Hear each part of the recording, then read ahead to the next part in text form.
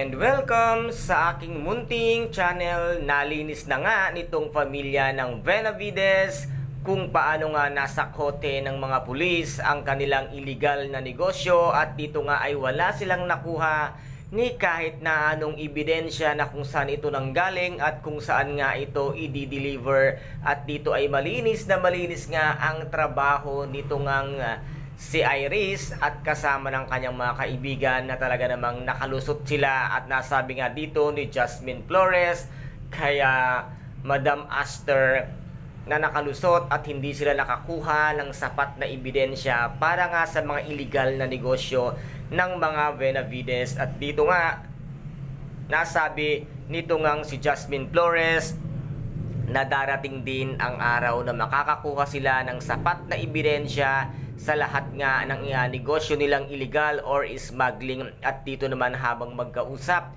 itong ngang si Madam Aster at itong si Jasmine Flores, at nasabi nga niya dito na siya daw ay naguguluhan kung bakit at kung paano niya magiging anak itong ngang si Camila, dahil nga pinag-aralan daw niya itong tatlong magkakaibigan at simula nang magbuntis si Lily ay magkasabay nga sila nga nagdadalang tao ni Jasmine Flores. Maaari at may posibilidad, Jasmine Flores, na anak mo nga itong si Camila, dahil baka ang nangyari nga sa ipinagbubuntis nito ngang si Lily ay namatay, at ngayon kaya nga na pilit na kinuha ang iyong anak ay dahil ito ang ipinanilit nila sa kanilang anak na yumao na. Kaya ito ang katotohanan, kaya dapat ay dumating na ang DNA test para malaman mo ang katotohanan kung si Camila nga ba ang iyong tunay na anak. Kahit na sabihin pa nating magkasabay kayong nagbuntis, ay malaki ang posibilidad na ang anak ni Lily na isinilang